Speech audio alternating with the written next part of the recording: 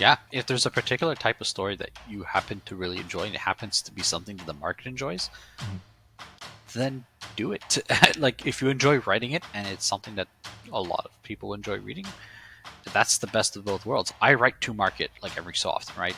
Um, but those books that I write to market, I also make sure that they're books that I enjoy reading, and like they're books that I enjoy writing. It's just that they happen to like have a bunch of tropes that I know will succeed. They're not the weird gremlinish tropes that I happen to enjoy on the back.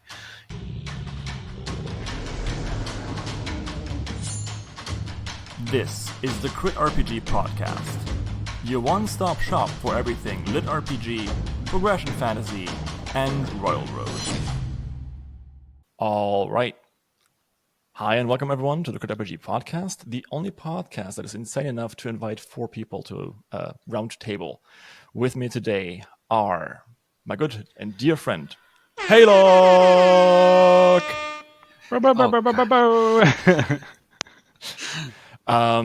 Also joining us is Mr. Which Day of the Week is it? Because I need to write another book, RavensDagger. How are you doing? Not bad, not bad, not bad. And last but very much not least is Maxime VoidHerald. Oh, I have to get another book onto Rising Stars and then on Best Rated. Durand. That won't be before a few months, but thanks. Yeah. It's a long game. So if you didn't join us last time, go and check out the last episode we did on characters. This is second round for the character podcast. This might be a bit quicker than the last one because we have, less questions, but we did get a lot of votes on the questions that we wanted to do. And at the end of the podcast, we're going to be revealing our new topic. So, last week we asked our Patreons which questions you wanted to see, and the results were pretty much this. So, we will read through all of them and then answer them one after the other. Do you know a character's fate from the start or imagine as you go? Characters in litRPG versus strat fantasy, what's the difference? How do you deal with character progression? How do you develop stats? Which goes a bit into system crafting, that I also want to do a series about. And then how intentional are you when choosing a main character? For example, have an idea and go with it versus crafting something to market. Those are very good questions, I think. So it's not the first one, the highest rated. The last one is going to be the most complex. Yes. Yeah. Very much, yeah. Because it goes into, writing to market. And that's hard to answer. So. All right. So, character's fate from the start or imagine as you go? I know what RavensDagger is going to say. Yeah, I can. From previous discussions, I kind of know what others are going to say here as well. Okay. Have a go. All right. So I know that Void is very much a plotter, right? So he does his whole plot outlines and everything, and he writes his characters in consequence of the plot. I do the opposite. So we're on like opposite ends of that spectrum. We yin and yang. We complete each other. We should do a collaboration sometime. Perfect. So yeah, I'm very much a imagine as I go writer. Mm-hmm. So I'll start with a vague idea of what the character is like, and like a decent idea of what the world is like, and I'll just let the character's personality build up as it goes. Different ideas will pop up sometimes, and that'll shape the character. A lot of times I'll just have like a flash for like some cool background detail. I'm like, oh, that fits this character's personality so far, and it makes sense. And I'll just add that into the story and develop that as like a main thing. So yeah, I'm very much an imagine as you go person. Writing by the seat of your pants.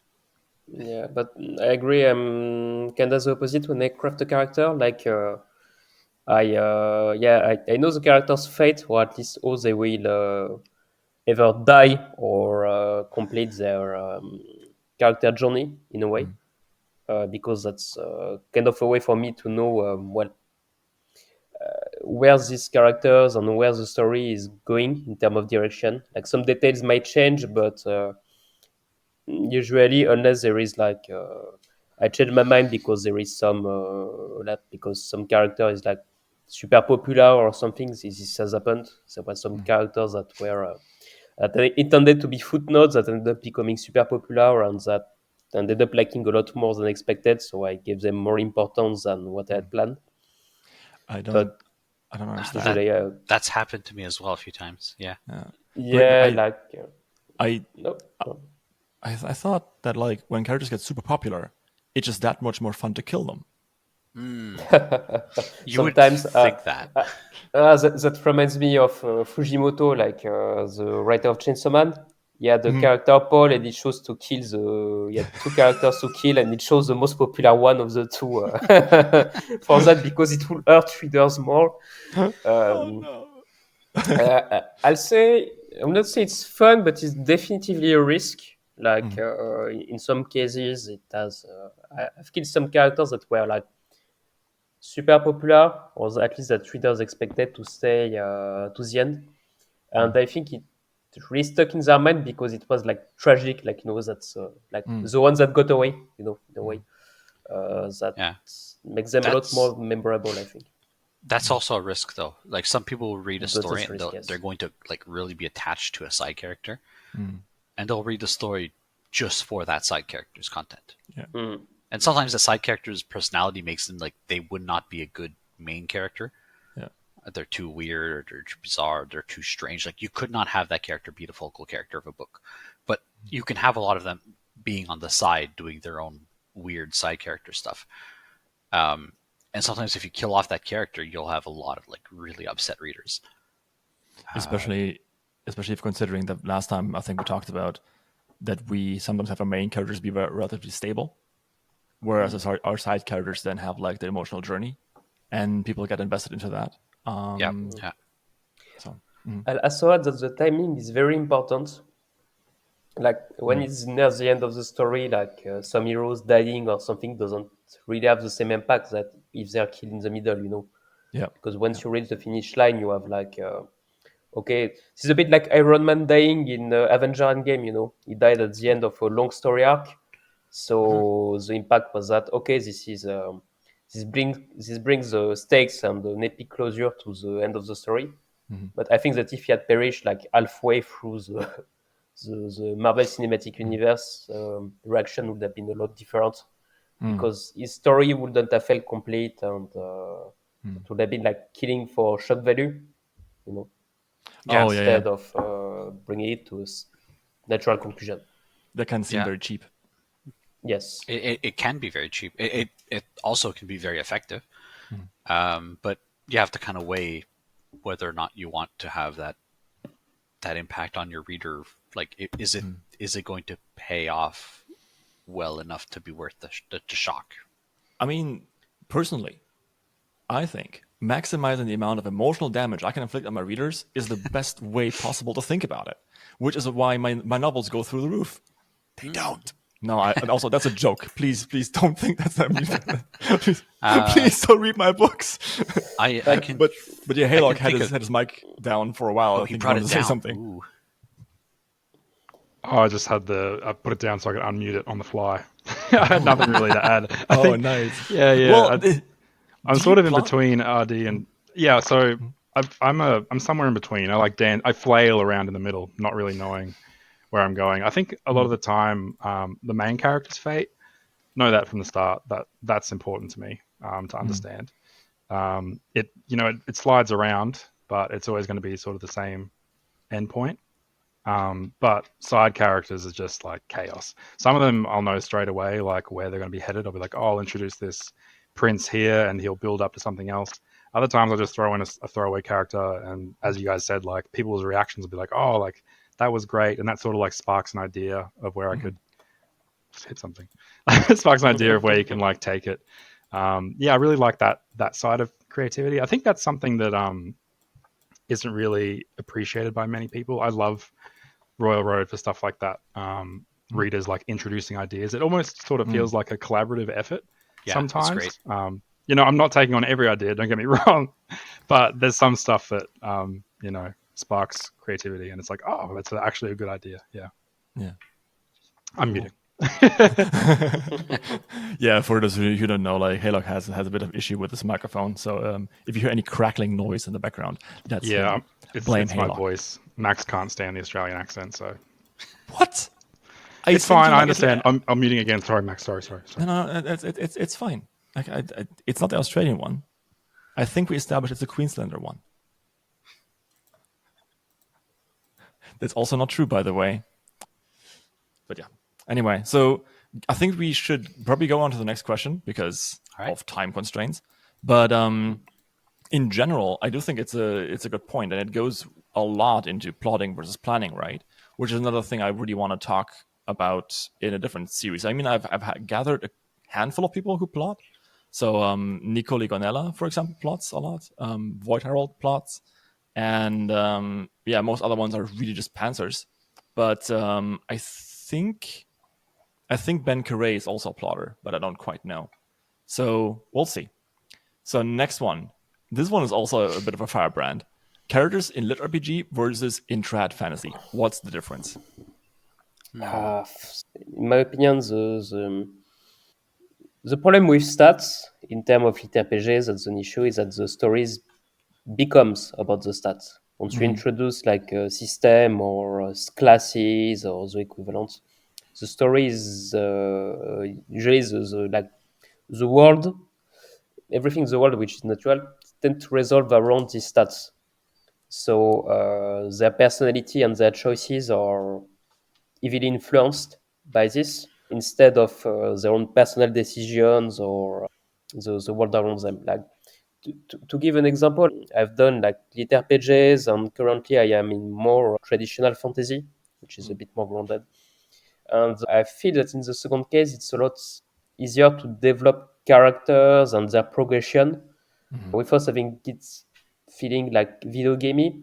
Like how to say that you have characters, they're not trying to game the system usually, They either try to develop it naturally or with the information available.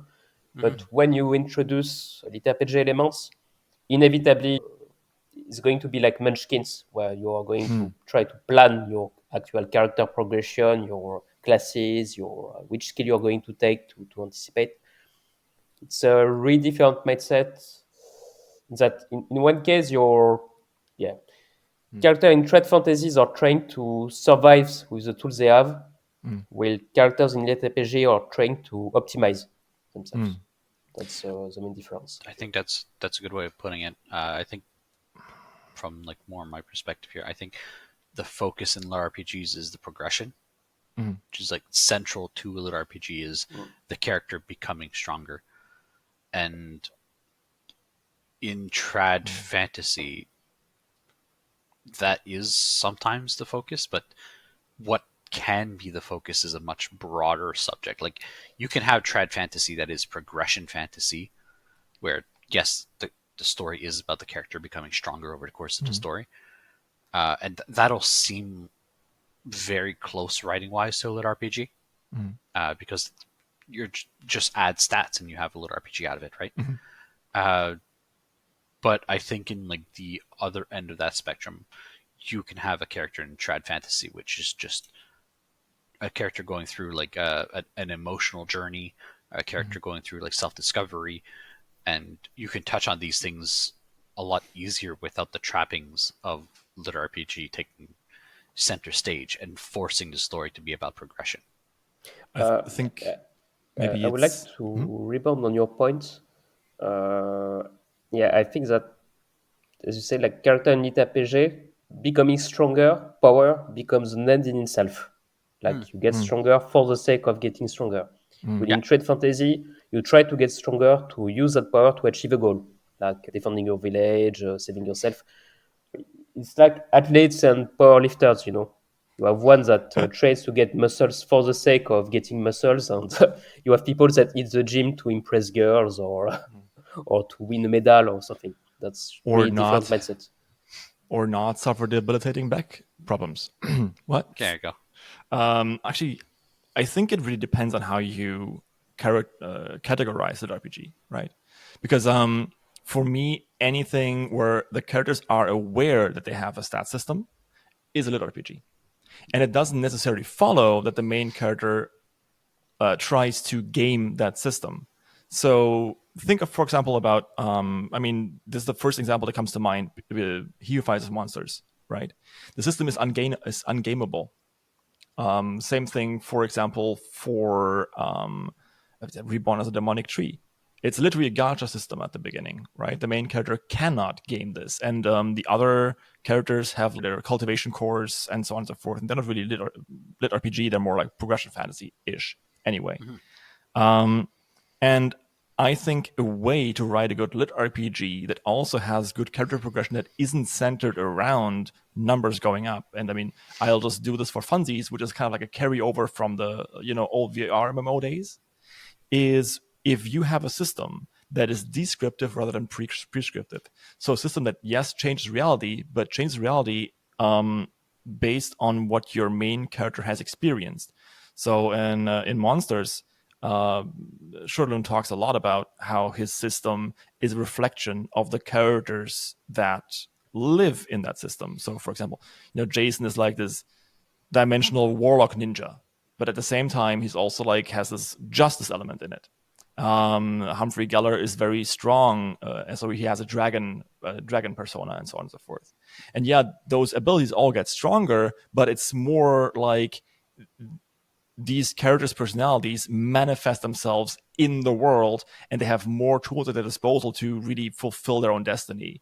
And I really like that idea, right? So I do agree with you guys, though. In many RPGs, it is, oh, wow, I can get stronger. Better go punch some goblins, which is also fun. And that's very important. That is a very different kind of pull than, a character-driven progression. But at the same time, you can't, have a story without character progression. So it's kind of hard to balance. I will reformulate what I said. You can have characters with interesting motivation in lit RPGs. I agree with you. I actually use the similar system to what you mentioned in Vanker, where people don't choose the class. They can try to game the system, but the system awards them class based on their choice and decisions. However, the fact that you have in a lit RPG like a god, that's what the system is. It's like fate or a god. That's basically the same thing. That awards you abilities or puts you in neat boxes means that characters are inevitably going to think in terms of classes or abilities over the characters themselves. Like when you have a protagonist that encounters a character in a lit RPG, the first thing that's going through their mind is that, okay, is this guy like an orc or like is he working for this faction or something? It's going to be, is he a warrior type class or is he a mage? The thing with lit RPG is that you are more tempted to put characters in very small boxes that are based on their class rather than their personality or their choices. So that can be interesting. I mean, you can introduce things like class discrimination, like for example, Made to kill. Yeah, like the fact that you have a lit RPG is and that you have the thing with lit RPG is someone who is going to be level 50 is inevitably going to have authority over someone who is lower level simply because they can kill them immediately, which isn't the case in most settings because you don't. When you go in the road, the mayor, you don't elect a mayor because he can kill everyone in the city if he wants to. You elect the mayor because hopefully most people or vote for him and because he's charismatic enough to get people to follow him. That could be a cool plot idea, though. Yeah, democracy, the lit RPG. The second you gain the system, you're out. You're out of the democracy, but the democracy works on the collective strength of everyone, and it kind of keeps all the others controlled. Could be really fun, but let's not talk about that too much. Could be an interesting system. Yeah, right. Like a social-based system. Yeah, it's the few versus the many. Yeah. Or like in deities, like in some lit RPGs, you have deities who gain more power based on their number of followers. Like for example, they can draw more mana from them. That could be cool. similar system. But the majority was something like that, right? I think that was like a plot thing in a lot of early lit RPGs. Yeah, like Konosuba or some of the Japanese litRPG. Yeah, I remember seeing like several like they just had that in the background as a thing where the more popular a deity was or the more worshipped they were, the more powerful they were. Yeah. But But Haylock. I think that's part of Japanese religion. The idea, like that's an actual idea that Like the more, kami the and Shinto, yes. yeah, like the more popular a shrine is to a god, the more power they actually have. So it's sort of like if you're not coming, you're letting everyone down. It's like, Do you know this comic that has been going around on Facebook for a while, where it's this like weird forest god who, like, bends down, dwarfs this like small human being, and goes like, "Yes, pray at my shrine. Come deeper into the woods. I'm one of the highest rated local deities with over 5,000 positive descriptions." So yeah, I remember seeing that meme. Yeah, it's good. that's fun. Okay, so coming back to the main topic though, characters in litRPG versus strategic fantasy. I personally think characters are always characters, but I kind of want to annoy Haylock by asking him like, what do you think?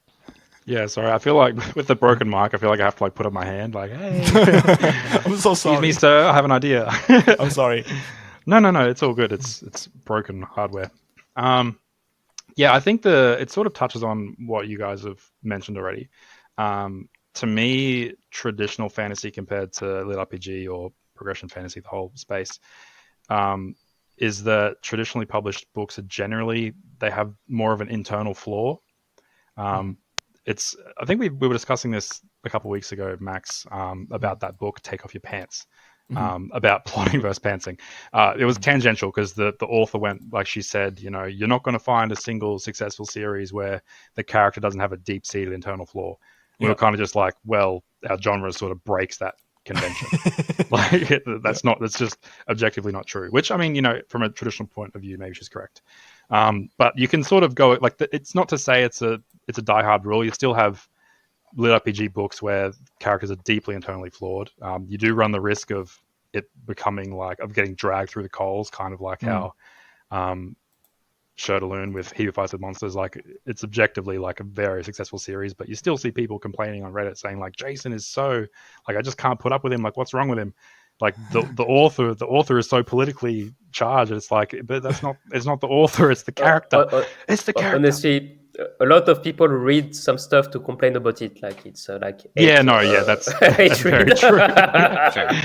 yeah, absolutely, yeah. But I definitely see that sentiment echoed.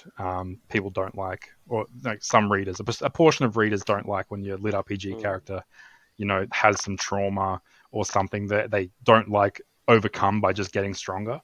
Like our characters can be flawed by being weak, basically. Like their flaw to overcome is like, oh well, he's not great. He's getting picked on by everyone. Like, let's make him beat everyone up. Let's just get him stronger, and then he won't be flawed anymore. I think Andy was it who actually said something that I think we should actually mention on this show, on this episode. The idea of like flat character arcs, that's not necessarily a bad thing. You guys go ahead and talk while I'm looking for that quote, because it was a really, really good one. I think the ones he brought up were James Bond. Yeah. In that, like, he just remains the same the entire time, but it's still an interesting story. And Jack Reacher. Oh yeah. Jack Reacher, he doesn't change. He's the same. Yeah. A lot of action protagonists, they're the same character from the beginning to the end, and that's fine because they don't need to change for the story to work. Yeah, a character doesn't have to be deep; they just have to be entertaining. Yeah. That's and so here it is, and it actually has a whole book thing here, and it says like how to write a flat character arc, part 1, the first act, and then it's basically you have to have a character who doesn't change, and they have the truth already figured out at the beginning of the story, and then use that truth to help them or her overcome various external tests, right? So instead of characters with like finding a realization and going like, oh, I've been doing this wrong the entire time, or maybe I've been doing this wrong the entire time and I will continue doing it wrong. This main character like knows who they are at the beginning, and they just kind of continue being who they are and sharing that truth with the world or imposing it on it. Like One Piece, for example, Monkey D. Luffy, he just goes, I'm going to be Pirate King because I like having friends just like my great idol Shanks, and I want to be the best.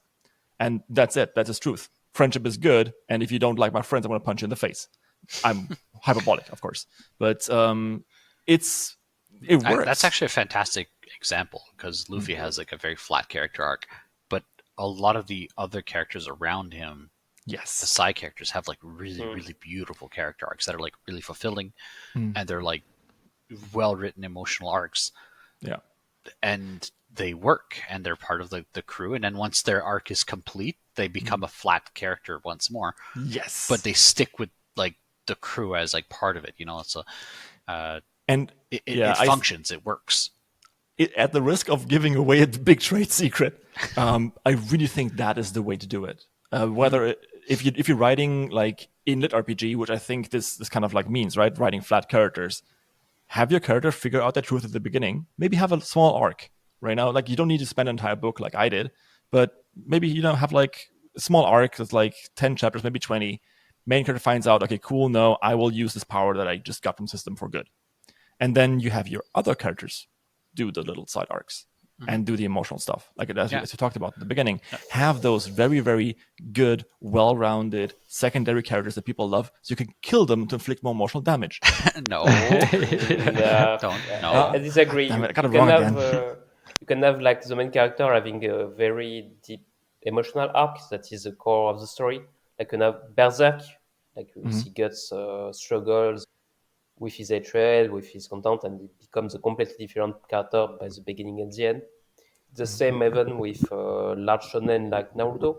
At the beginning, you have like a brat that is yearning for recognition, etc. And by the end of the story, he has wised up into someone with a confident leader that realizes he doesn't have to prove anything to others, and it takes an entire story, and that's compelling in itself. Like any structure can work in terms of narration, in terms of characters, etc., as long as the execution is good. Like there's no right way to do it. If that person is talented, they can, like to go back to action movie, you can make even the most boring plot entertaining if you have like excellent choreography, excellent cinematography that keeps the viewer on the edge of its seat, and the same with writing. And by contrast, you can have something like The Godfather, where it's a really intense character drama about a lot of characters that can be just as entertaining and memorable as long as it is well done. It just kind of depends on what you want to write, right? Like yours, Maxime, Yes, that are like plotted out at the beginning and have an arc and have like a definitive ending. It's way easier to write the secondary part, right? Yeah, and you need everything to make a world. Like it's. I think we all try to write something that we want to read as well. According to preference, unless you're a masochist that try to hurt yourself. But I think like you have an audience for almost everything that can be wide or big, and as long as you do something that resonates with that type of audience, any work can become successful. Yeah, I think so. All right. Well, that being said, next question, guys. Well, how do you deal with character progression? That's a very open question, and I kind of have to discuss how we want to answer that, or which of the very facets we want to answer, because is it character progression probably on like a personal level? Because we have the next one that is going to be developing stats, right?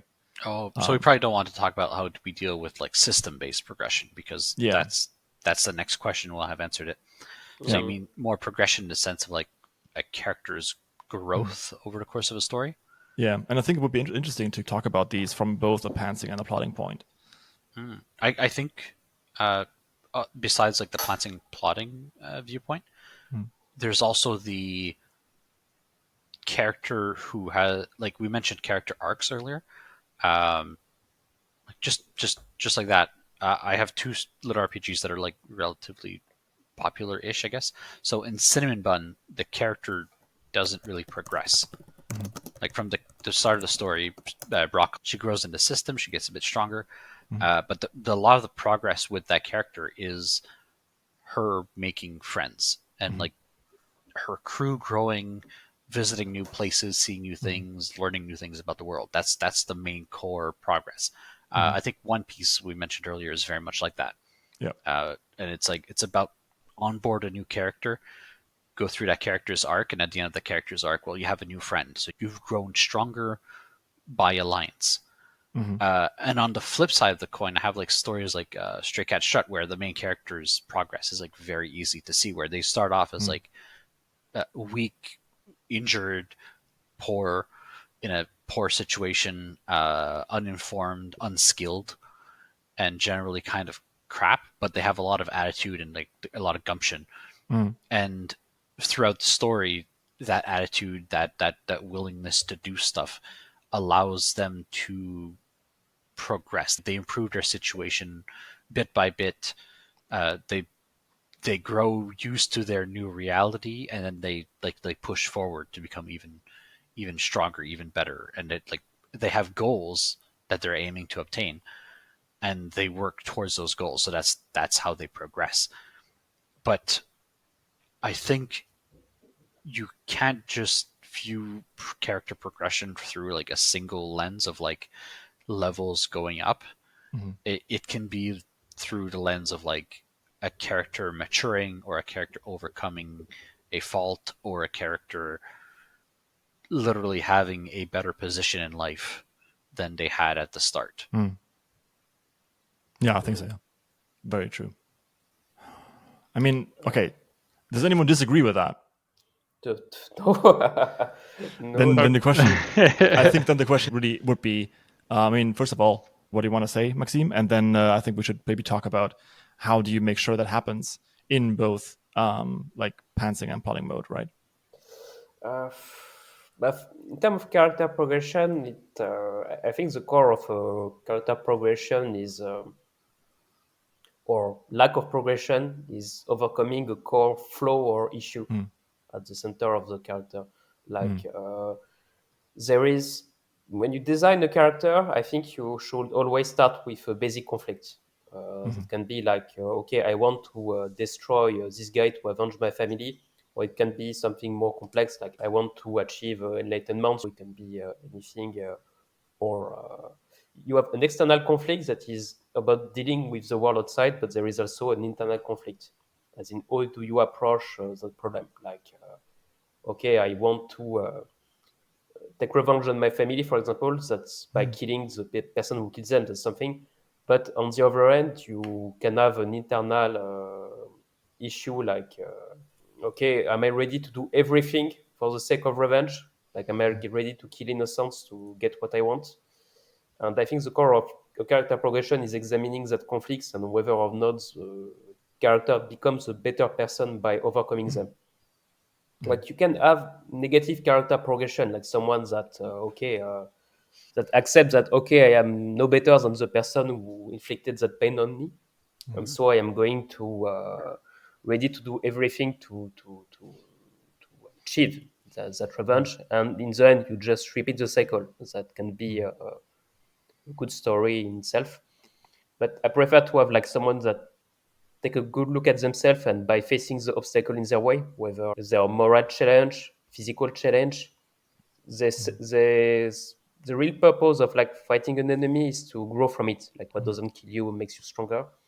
In terms of progression, I think that you have to look at the character's moral conflict and see how it will change based on the obstacles they encounter along the way. That's I think the core of character progression. But yeah, one way I found it described was to kind of look at what's the biggest lie the character tells themselves, right? And I really like that idea because it clicks together a lot. Like if you're looking at I don't know, there's so many movies and now I don't remember any of them. But like basically the idea of if I only do X or get X or X happens, then everything will be fine, right? And this lie often hides a deeper truth, a deeper need underneath it. So going for your example, like if I only avenge my family or take revenge on my family, whichever it will be, then I will finally feel loved, secure, safe. Like one of the basic needs basically will be met. There's like 5 of them, like, prevention of harm, proximity, connection, all that kind of stuff. Go and check out psychology. The thing is, the character has to get confronted with 2 things if you're looking at the traditional arcs. And one is the frustration of their goal. Okay, I can't kill my family, or I can't avenge my family because of X. Like, person stands in the way or whatever. That's the general thing of like, what do they want and why can't they get it? But also, and I think this is sometimes overlooked, is the evaluation of their goal, which is what you mentioned, Maxime, right? So is it really true that I will feel safe once I kill my family? And then if they go like, yep, totally, those fuckers are going to die, then, okay, cool. Right, that's that. But then if they realize like, no, if I kill them, then that won't really change anything, and I have to change as a person and find a new goal, because like basically that's what it is, right? If I have a new core goal, I will change as a person. Then I will do that, right? The whole idea of what's the biggest lie to tell themselves is a very helpful way of writing. But yeah. Haylock, did you want to say something? You mentioned something. No, you guys covered it. God damn it! Next time, You guys are good. You know what? You gotta start on the next question. Like this is it. You're putting you on the spot. I'm just like, yeah, it's quiet. Yeah, that's what I was going to say, just as eloquently. Thank you. I invited you for a reason, because you have things to say, Haylock. All right, let's go. Cool. Next one. How do you develop stats? Well, Haylock, you as a cultivation writer have lots of things to say about that. Yeah, this is so easy for me to answer, because I just my stats are as vague as humanly possible. I don't like being constrained by a really defined system. Even if I know exactly where it's going, I like the freedom of being able to not limit the narrative in any way. If maybe that's more like about the actual system itself than developing stats. But yeah, I don't know. So in Heretical Fishing, right, I made it so the system was broken from the beginning. So the character, he was progressing. He was getting skill levels. Like, it is a litRPG as well. But every time he like gained a skill, it would just say like error, superfluous systems offline, and it became like this running joke of him getting annoyed at it. But the reader knows the progression, because simultaneously there's like this annoying prince in a capital, like trying to hide from his duties, and just reading it on a screen, like this relic powers up or whatever. It's all part of the story. That's hard to explain. But he's informing, the reader is seeing his progression. They're seeing what he's getting. But the character is left in the dark. Those are the sort of ones I like to keep it. I wrote like a litRPG before that, The Aggressive Attention, which is on Royalroad. But that was sort of the same when writing it. I kept the definition, like the system itself was very loosely defined. Just in case if I have any ideas or think of anything extra, I can sort of shoot off in that direction. Which is probably sacrilege to a lot of authors. Like, I know a lot of people like to really have these massive, universe spanning. Yeah, absolutely. Yeah. But that's just sort of the way I like to do it. So you brought up 2 types of stats, and I want to add a third. So you mentioned like stats that the character is aware of. So like the character levels up, and they're aware that they level up, or a skill has improved. They're aware that the skill has improved. I'm not sure if that would count as a stat, but I'm using stat to mean like a system-based improvement here. So yeah, you have the type of stat where the character is aware of the statistical improvement. They're aware of the skill up, or that they've grown stronger. I think there's a type of statistic where it's the one where the narration is aware of it, the reader is aware of it, but the character isn't. So litRPG is usually defined as a story where there's a system and the characters are aware of the system. Whereas a litRPG without the stats is just a progression fantasy story, right? But it can still have a system. It's just that the characters are not interacting directly with the system, and they're not aware of levels and stuff. So that's another kind of stat, right? Where your character can be growing stronger in that type of story. They're just not aware that there's a stat system like marking out how they've grown stronger. If you look at like the D&D novelization series, like Drizzt, Dragonlance, stuff like that, they're very much based on D&D, and you can kind of track what's happening with the characters if you're familiar with D&D. Though the characters are not aware of any stats or anything like that, and the stories are written like a normal narration, but there is that kind of underlying system in the back that says like, okay, this is how these characters are progressing. So that's, I think that would be like the second type of stat. And to add a third one, I think, I'm not sure if this would count as a stat or not, but I think there's like a social stat that I like to conceptualize in a lot of my stories, where it's more about like characters' reputations and social capabilities within their universe, within their world. And like with factions, like for example, like social standing or friends. Friends, that yes. Some stories it's not so much friends, but it's like literal reputation. Sometimes it's like a tier system. I introduced something like that in Stray Cat Start, where the different characters have like there's like a social media tier system that's like relatively complicated. It's like a very background thing. It's not important to the story, but it's like which person is more popular amongst the powered individuals in this world, and which one is considered like an S tier person, and that really affects. Like you see this in a lot of Korean stories actually have this for some reason, but it's like a tiered system of who people consider to be stronger than others. Maybe that's because they're like careers.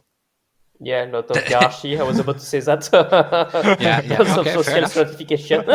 Yeah, so like a social stratification stat, and it might not necessarily actually reflect the real power of a character, but it reflects their social status, which I think is something interesting. That's something that not a lot of litRPGs have explored yet, but I do think it's kind of neat. That's very neat, yeah. Because like you can subvert it very easily too. Yeah, I think it's a little bit in Iron Prince, right? You might not even know this, but my good friend Haylock just released his first book, Heretical Fishing. And he's not paying me for this, he didn't even ask for it, but I'm gonna shout him out anyway, in the most cool and flashy way that I can think of. So yeah, if you're in the market for something that's a little bit like Beware of Chicken, if you're into things like not becoming the chosen one and instead hanging out with cute animals, then this one's for you. It's available on Audible and on Kindle Unlimited. Go and give it a read. I'm sure you won't regret it. I think so. There's a few litRPGs that do similar things. Azereth Healer actually had like a fairly strong component of it, but it wasn't laid out like a stat or anything. It was just like, oh, humanity is aware of like different humans, and we kind of rank them based on how strong we perceive them to be. And it's not necessarily a tier system. It's not a direct social status system, but it is there. And I think I've always been fond of that kind of like non-system based system. If that makes any sense. Yeah. But yeah, I'm sure there are other types of stats. Oh, you mean? Yeah. So it's basically the interdiegetic perception of the system, or like the people that the system produces. Interesting. Yeah. Yeah, because like let's imagine the most generic litRPG possible, right? Character starts off level 1, and as they progress through the story, they level up, whatever. And at some point, they hit level 10. What if in your society, in your story, hitting level 10 is like, oh, you're now a tier 5 citizen because you've gained like a certain amount of skill. And once you hit level 50, well, now you're a tier 4 citizen. Yeah. And that's not actually part of the actual system. It's not part of the mechanical magic of the world. It's just a societal component of the world. That's interesting because I'm doing something like that in band. You hit level 18, you're now an adult, right? Yeah. You hit level 50 and you're probably hitting midlife crisis. But like if you're level 100 or like even higher, you're like this kind of billion entrepreneur kind of character, like running hundreds of startups and people know you and invite you to interviews. Cool. Yeah, that's a very good point. It's something that I've seen a lot of stories do. I don't think I've seen a lot of authors like specifically focus on that aspect of storytelling. Yeah. But it is an interesting stat that as litRPG readers we have like an advantage in writing that because we have a solid system-based thing that's like very hard coded into the story that you can base those social stats off of. I think Wish Upon the Stars fucks around with it a little bit. I haven't read that one yet. But I will respond on that. It's also because that go back to our point before is that when you introduce stats, you are immediately going to introduce a hierarchy of some kind between people. So in your situation, you have hierarchy is more diffuse because you can't immediately know like the net worth or if someone is like the president of some countries or something when you see them. But in a world where you have like tangible physical power, it's like going back to the old days of humanity where the one with the biggest sword won, extracted money from peasants. It's really simpler to introduce that kind of hierarchy. It's not the size of the sword. It's how you use it. Or how many swords you have. I'll quote Stalin when the Pope complained about him. How many divisions does he have? That's the same thing for that. Okay. Well, let's head to the next one. Yeah, let's go. This is the most complex one. How intentional are you when choosing your main character? For example, have an idea and go with it versus crafting something to market. And yeah, that's basically a question about, do you write to market or not, or do you write Torchbearer? You can do both. Yeah, you can do both. I've always really enjoyed the. I don't know who taught me this. So it's definitely an idea that I'm stealing because it's not something I'd come up with myself. But I can't remember where I'm stealing it from. So we'll just have to live with that. Somebody once told me, write one for me and one for thee. Yeah. So you write a story for yourself because it's like a challenge to yourself, or it's what you personally want to read. And then you write a story for the market. Oh, one for the art and one for the money. yeah, pretty much. Yeah, another way of saying it. Yeah. I think that's actually a fair assessment. Like it's a fair way of doing things because as an artist, you probably enjoy eating and you probably enjoy having a house to live in. As a human, I do, yes. Yeah, exactly. So like, you appreciate those creature comforts, like basic everything. So yeah, you need to have something that's marketable, like that will generate some income for you. But at the same time, as an artist, you want to progress as an artist. You want to improve your art, and you want to write something that you personally will enjoy. So I think it makes sense to have like a kind of a switch back and forth. But you can also write something that you enjoy that happens to be marketable, right?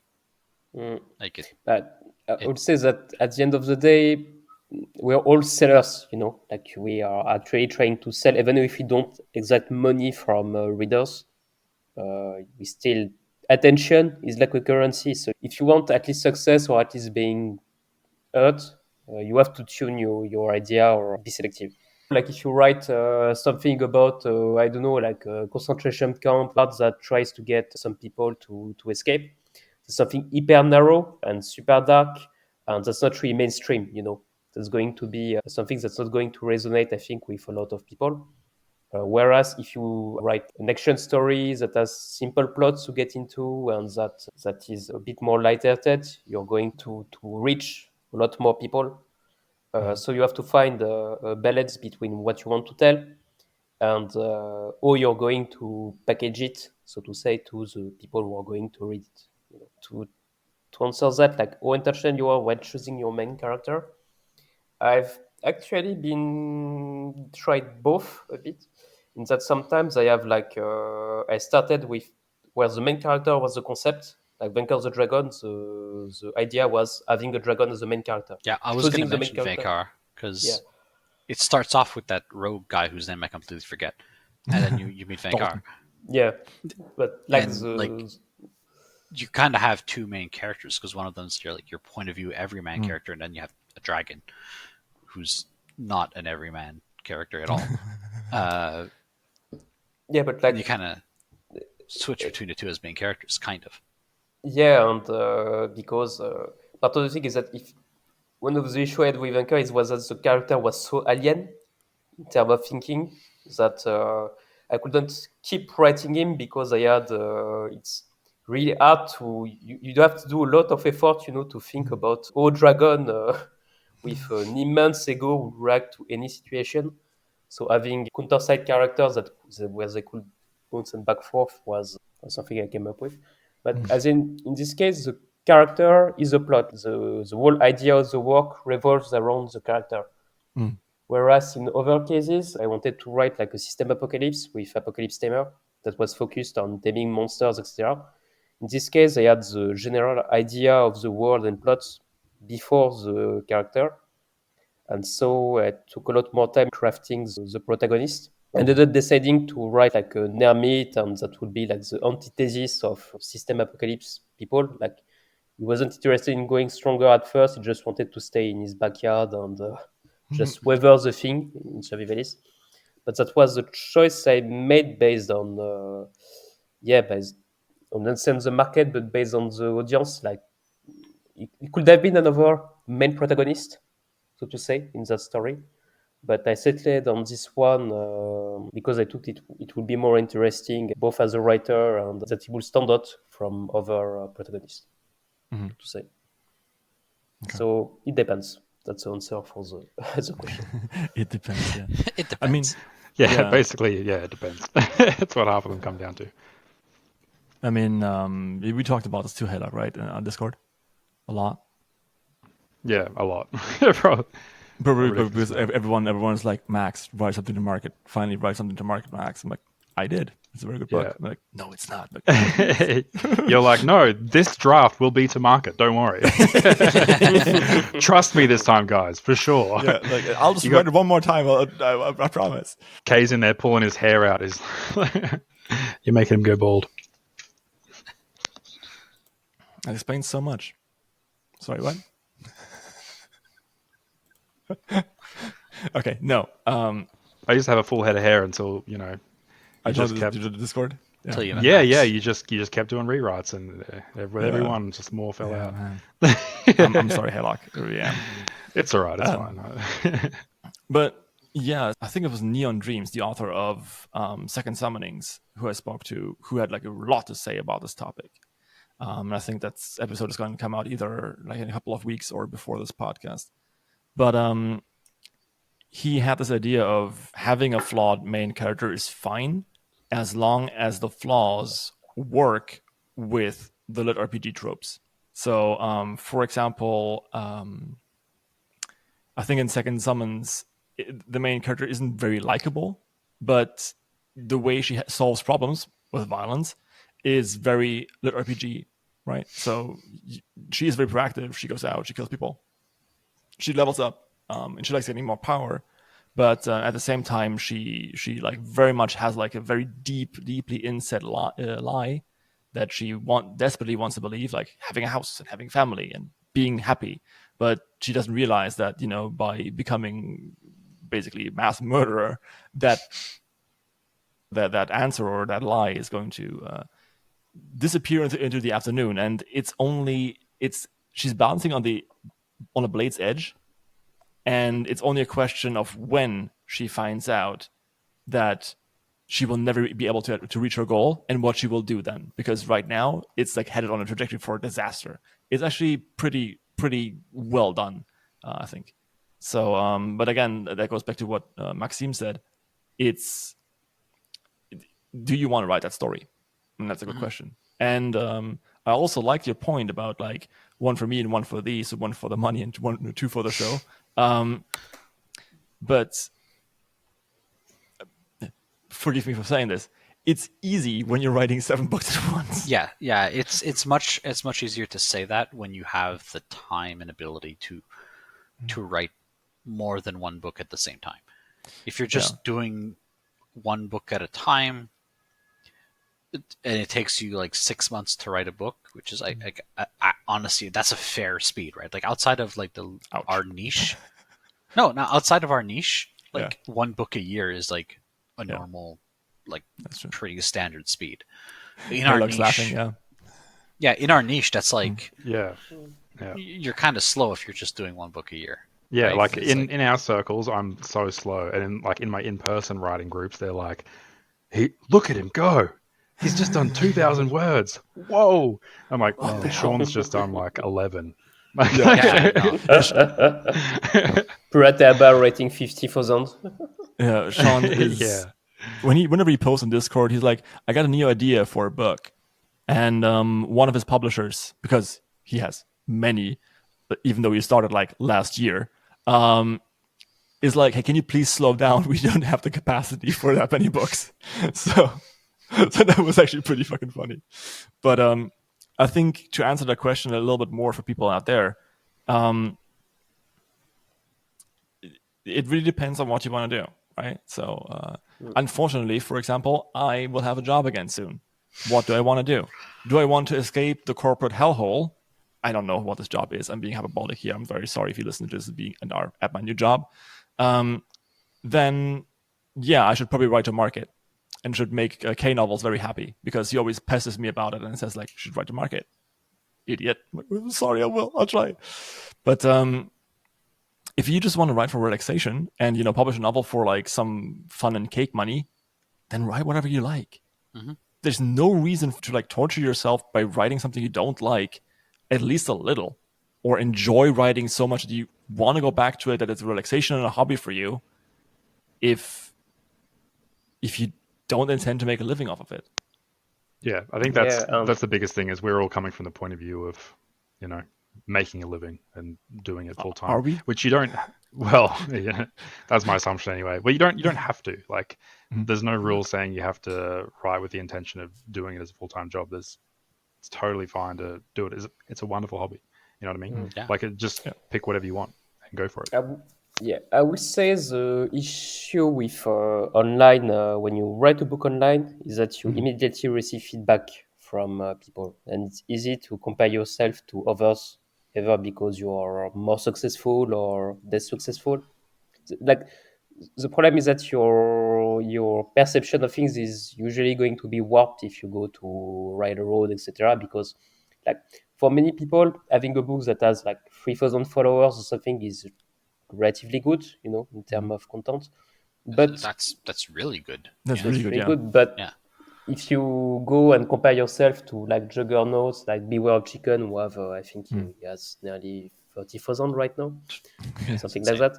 That's, you're going to feel like underwhelmed or think yourself that you have failed, and it's a bit like being on social media where you have I have 100 friends and this one has 2,000. You're a social animal, so you're going to be tempted to compare yourself to those person, and that makes it very easy to like be discouraged really quickly. I think for many people, especially beginners who don't really develop a thick skin over time. I think. So, yeah. If you're just putting yourself out there, consider this a hobby like any other. Just because some people are out there and it seems very attainable to have like this like huge success, you have to understand that, for example, a cultivation nerd, like, is just leading Rising Stars with like 8,000 followers. That is insane. That is very insane. Like, that is. This is not the standard. Yeah, don't look at that and go, that's what I'm going to do. Yeah, and even Second Summons, who had like 6,000 before it fell off or something, these people have written for years, right? I always like the idea of comparing writing to pottery, because I do both. And if you're going to the pottery studio and like looking at these like fine vases out of porcelain with like glazing that just blows your mind, you don't go like, yeah, sure, I'll do that in a minute and it'll sell for like $5,000. Like, no, you'll make a crappy little pot and it's going to be nice. And you're going to share it with your friends and they're going to be like, oh, cool, nice. Thank you. I have a new pot now and I'll use it every day. And that's what it's about, right? Like, set your goals according to your skills and not the other way around, right? And the other way around will actually follow. This is really funny. Or rather, start with first expectation. Yeah. Like, especially when you begin, when it's your first work and you're not already trying to, okay, I'm going to get a bestseller or something on my first try. No, your first time, you should start with first expectation because you have no idea how things will turn out until you actually put out the work on the platform. And it's only with experience that you get more you get wiser and you get more resistant. And like, if you're lucky, you're going to have a success. If not, you just are going to take a good look at yourself and see what you want to do, what worked, what didn't. But it's like I think very few people get it super right the first time around. Haylock, you want to say?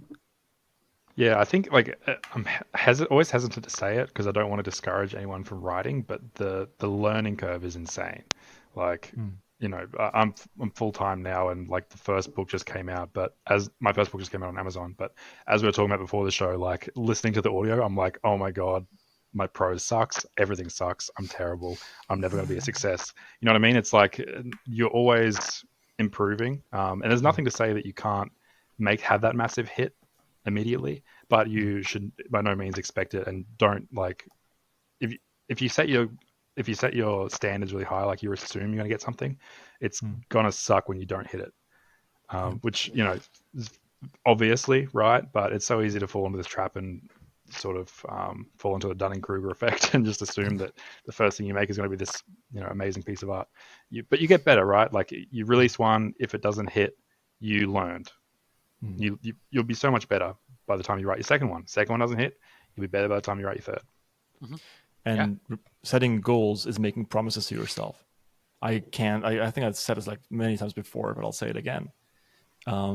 If you're setting a goal of like, I will hit number 1 Rising Stars, that's a promise you make to yourself, right? There's a promise that you as a like decision-making forebrain person make to your like amygdala and like emotional cortex. Like, it's gonna be fine. We'll do this. They're gonna be okay, cool. And then if you don't hit Rising Stars number 1, which is completely out of your control, by the way, like I promise you, this is completely out of your control. Like I know several authors who are very, very big, and they launch a story and it completely fell flat in their face, and it never hit number 1.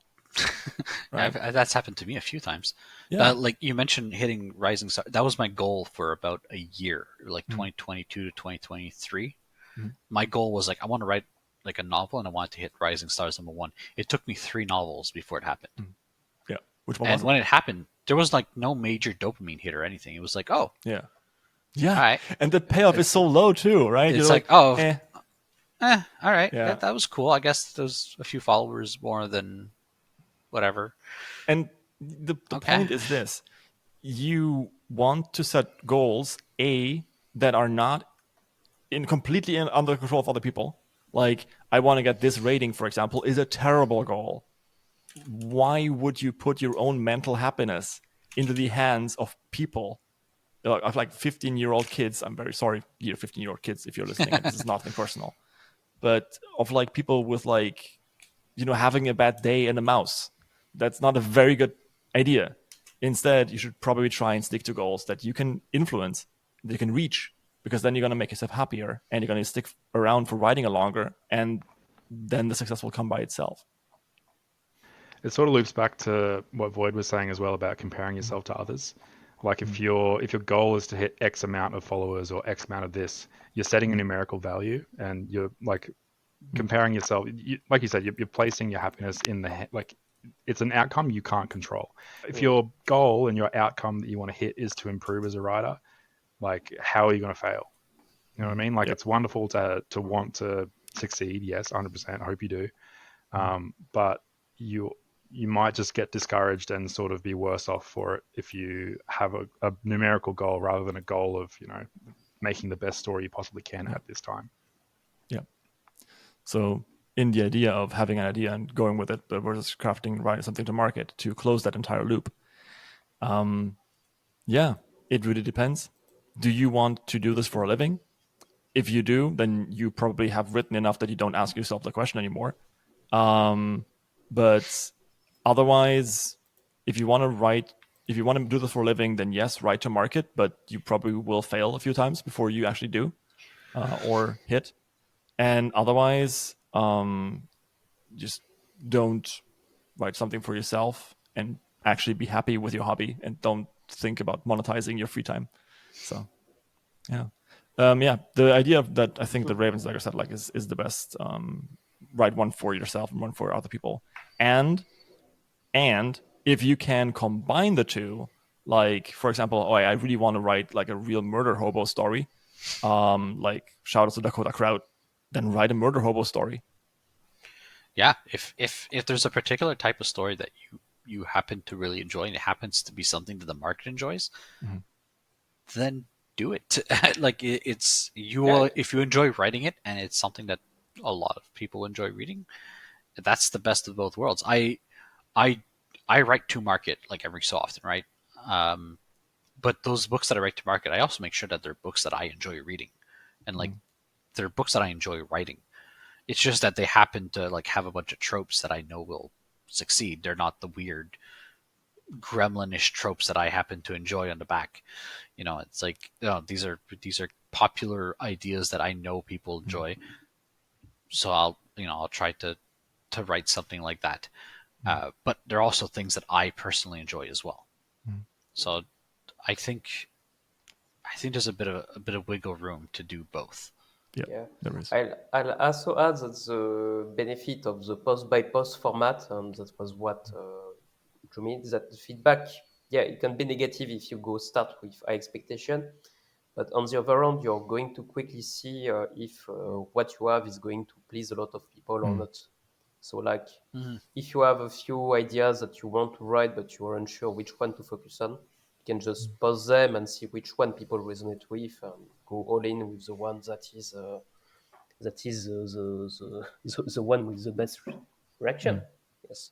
Yeah, very much. Write That's 10 chapters of like 5 stories, post all of them, and see which one works the best, and go with that one. Yeah, you can even. It's like a marketing It's strategy, definitely something you can do. That's possible. Yeah, It's a bit extreme, but the main issue is reputation. So make a pen account. I don't have a pen account, but or like a smaller like secondary account, which is, by the way, like completely in terms with Royalroad TOS. Like you can do that. That's a problem. But what you don't want to do is you don't want to have a reputation for being the author who starts 50,000 novels and doesn't finish them. Because like I think RD will say, like, you finish every novel, you start it, and then you have like a good end point, and that's the next thing I would like advise. Have an out. Yeah, or like have outs built into your story. Yeah. Craft a single volume that is complete in itself, but that can be continued if you. If you have more, I think my readers are more or less happy with that type of thing.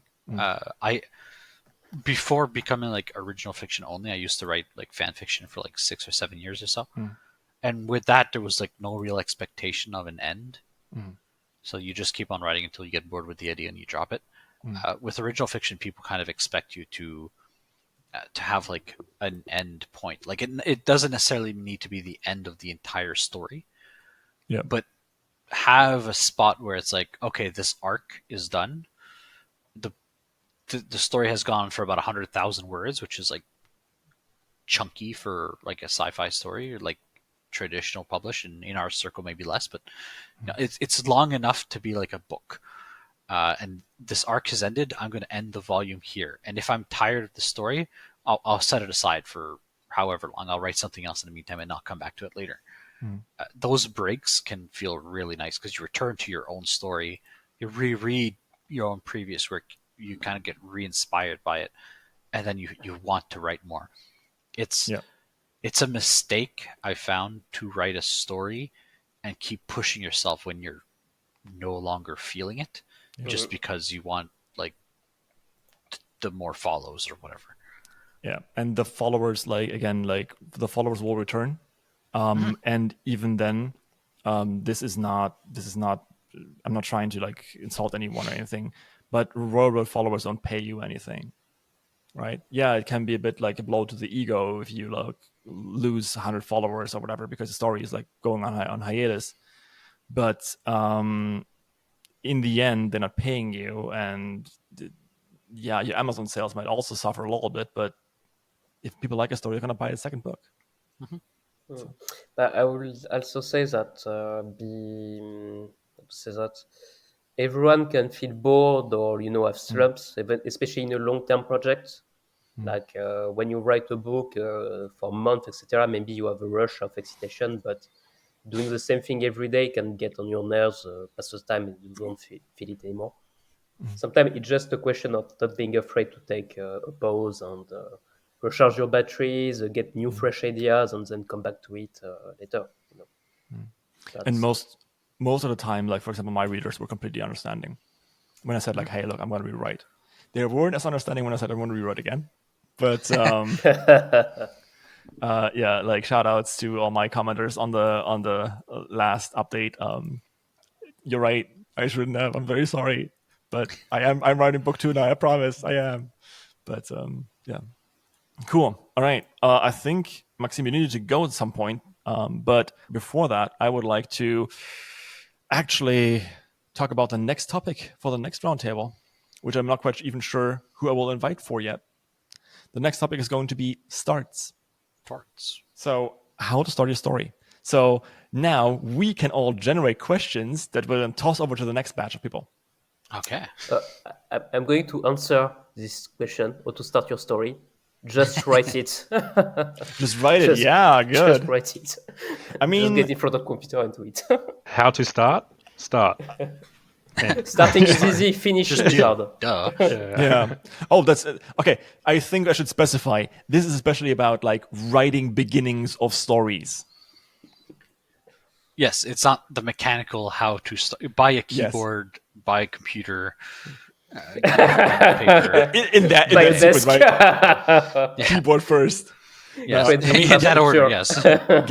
Get a phone. You can write on your phone. Yes. That's why writing is such a good hobby. You can learn how to write.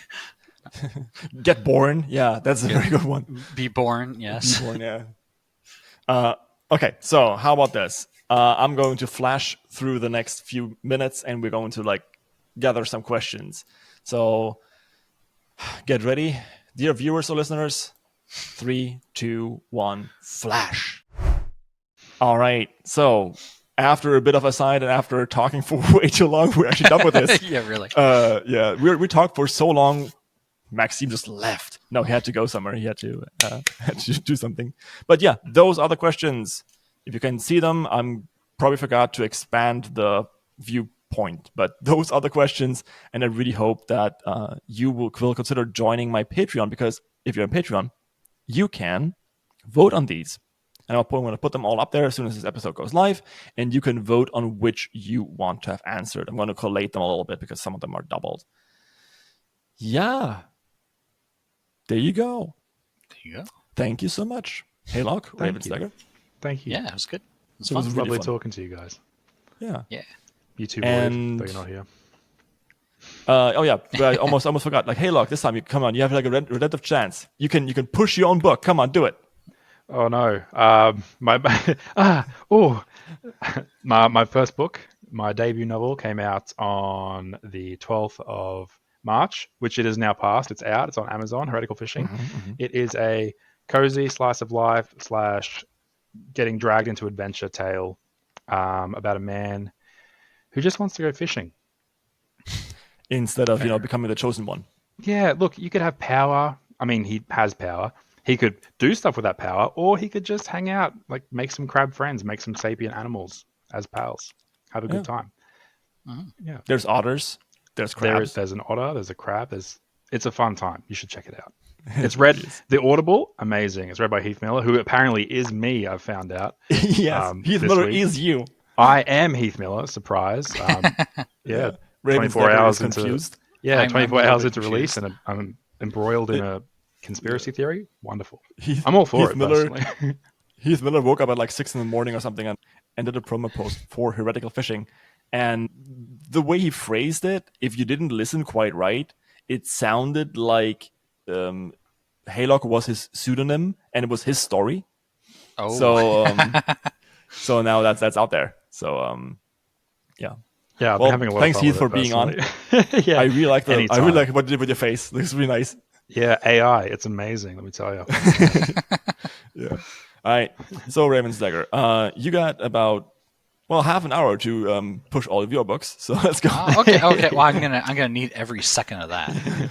No. I don't think I have anything too special coming out the pipeline soon. Mm-hmm. So it's gonna be pretty quiet for a little bit. I have Evil Antagonist came out recently. That's gonna be fun. Yes. I have 3 audiobooks coming out soon from Podium. Fluff 3, Cinnamon Bun 6, and Stray Cat Shot 6. So all that coming out soon-ish. I'm excited. Sometime in the next 3 months or so, I think. So that's gonna be fun. Okay, so now I can actually do this. I can do this to you because you said that Stray Cat Strut 6 is one of the best books you've ever written, and I can't wait to listen to it. If you've read Stray Cat Strut, Stray Cat Strut 3 was like by far my favorite until I wrote 6. And 6 is very much a kind of a downtime chapter. It's basically Cat is forced to go on vacation for 1 week. Oh, and that's the entire book. It's like 1 week of Cat on vacation, and like all sorts of disasters and like awful things happen. It's kind of a mix of like slice and life, less murderish alien stuff and more dealing with politics and blowing up politicians and handling that kind of stuff, and like all the background stuff. It was basically a way for me to bring in all these like things that were brought up in the previous novels that I hadn't loose ends basically, and just go back and like tie up all these loose ends and like collect every little facet and little thing that wasn't fixed and like touch up on them again. I had a lot of fun writing it. Book 7 is back. It's like a return to form. It's like back to like the normal storytelling, but like I think 6 will stand out to a lot of people. Cool. It's definitely my favorite in the series. Awesome. All right. With that being said, and also I think that Tier 2, the audiobook is out already, right? Or is it coming out? The audiobook is not out yet. It might be out by the time this is. Ooh. Maybe. When's it coming? I have no idea. Well, I think another month or so and it'll be done. Okay. Well, maybe. It's sometime at the end of April, so on my birthday maybe. It's going to be nice. Oh, yeah, okay. Yeah, there you go. The perfect present. All right.